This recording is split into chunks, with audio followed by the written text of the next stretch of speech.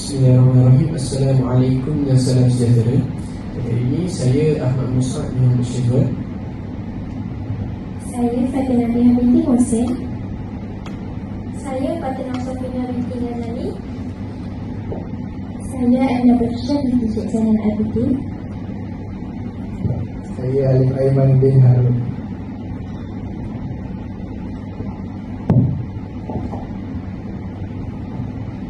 Hari ini kami akan membincangkan satu ayat yang mengandungi kesalahan dari segi kesantunan bahasa. Fokus perbincangan kami ialah mengenal pasti kesalahan, menyatakan jenis kesalahan dan membetulkan ayat supaya menjadi lebih sopan. Kesantunan berbahasa penting kerana ia mencerminkan kepribadian seseorang dan membantu menjaga hubungan baik antara penutur dan pendengar. Baik, saya serahkan kepada rakan saya untuk analisis ayat tersebut. Baiklah, pertama saya akan mulakan dengan mengenal pasti kesalahan dalam ayat yang diberikan, iaitu kau tak buat kerja ke?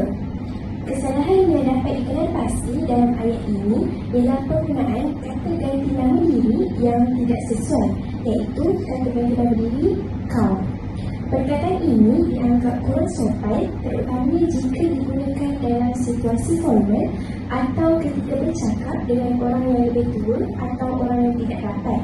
Selain itu, penggunaan frasa tak buat kerja ke juga menunjukkan nada yang agak kasar dan seolah-olah menyindir atau menuduh yang boleh menyinggungkan perasaan pendengar. Seterusnya, saya akan menjelaskan jenis kesalahan yang terdapat dalam ayat tersebut. Kesalahan utama dalam ayat ini ialah kesalahan dari segi binaan ayat, khususnya melibatkan aspek santunan berbahasa. Walaupun ayat ini masih boleh difahami dari segi struktur, namun cara penyampaiannya tidak sopan. Selain itu, terdapat juga unsur intonasi di mana ayat ini jika dituturkan boleh membawa maksud sindiran atau kemarahan bergantung kepada cara penyebutannya. Oleh itu, ayat ini tidak sesuai digunakan dalam situasi rasmi atau dalam komunikasi yang menuntut kesantunan. Baik, saya akan mencadangkan pembentukan bagi ayat tersebut supaya menjadi lebih santun dan sesuai digunakan. Antara contoh ayat yang lebih sopan ialah awak tidak membuat kerja. Kedua, adakah awak sedang menyiapkan kerja?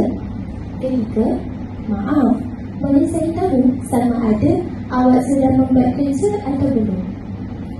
Pembentukan ini menggunakan kata ganti nama diri yang lebih sopan seperti awak serta menambah unsur kesantunan seperti penggunaan kata maaf dan struktur ayat tanya yang lebih lembut. Ini dapat mengelakkan salah faham dan menjaga hubungan baik antara penutur dan pendengar. Di sini saya akan membuatkan sedikit penegahan serta kesimpulan. Sebagai penutur, dapatlah disimpulkan bahawa penggunaan bahasa yang santun amat penting dalam komunikasi harian. Ayat seperti kau tak bekerja ke? Dengan semula. Ayat seperti kau tak buat kerja ke? Walaupun ikhlas, boleh menimbulkan rasa kurang senang kepada pendengar jika tak digunakan dalam konteks yang sesuai.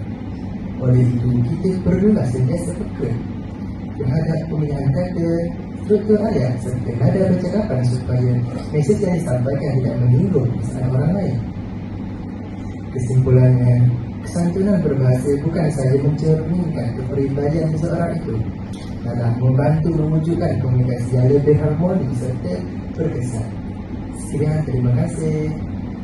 Bye.